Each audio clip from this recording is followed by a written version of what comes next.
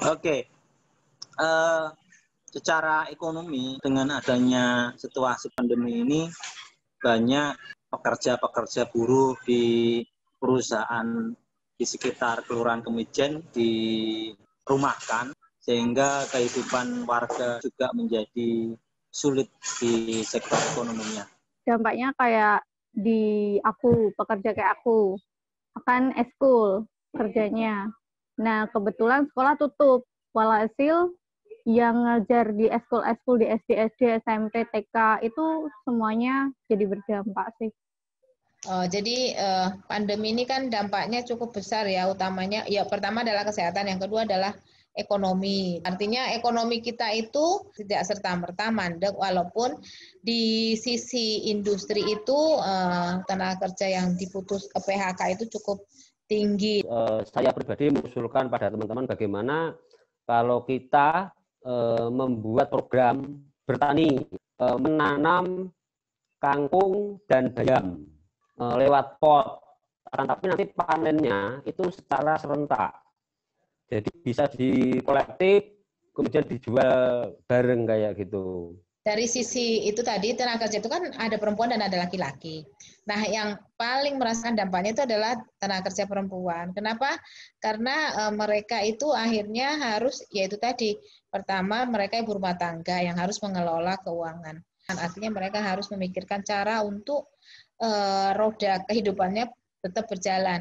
Dan itu akhirnya membuat sebagian mereka itu juga kesulitan, dan akhirnya yang terjadi adalah tingginya angka perceraian di masa pandemi. Itu juga berdampak kepada ibu-ibu yang tidak bisa memberikan susu kepada putranya yang masih kecil. Sehingga kemungkinan juga akan berdampak pada kesehatan dan gizi anak-anak yang harusnya mendapatkan susu dan makanan bergizi di umur-umur yang sangat muda gitu. Nah, kalau dibilang cewek berdampak, mungkin ada beberapa yang di PHK. Kalau aku pribadi jujur, pekerjaan itu hilang setengahnya. Tapi kan aku habis itu improv. Ya kan, karena memang pekerjaan fleksibel, jadi tergantung sama orangnya sih. Tapi kalau menurutku, aku harus improv. Ya itu tadi, kalau orangnya nggak bisa improv, ya udah, berarti mata pencariannya udah putus. Harapan saya terhadap masyarakat, penyakit apapun itu bisa masuk tubuh kita itu karena kondisi fisik kita melemah.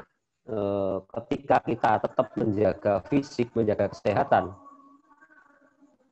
insya Allah ini kita akan sehat-sehat saja. Harapan untuk pemerintah dengan program-programnya lebih diperluas, artinya warga-warga yang terdampak yang belum mendapat bantuan bisa mendapat bantuan dari pemerintah. Harapannya kita, satu, pengen swab gratis, semuanya rata dikasih swab gratis, benar-benar diperketat, nggak kayak sekarang. Mulai dari situ langsung dicek semuanya, yang di karantina benar-benar di karantina, benar-benar dikasih subsidi, dibantu. Ini harusnya jadi momentum ya. Perencana kota juga harus memikirkan sebenarnya bagaimana kita mengelola lingkungan perkotaan agar tidak untuk mengeksploitasi alam. Pandemi itu tidak datang tiba-tiba turun dari langit, itu tidak, tapi karena perbuatan kita terhadap alam yang tidak layak lah, kira-kira seperti itu.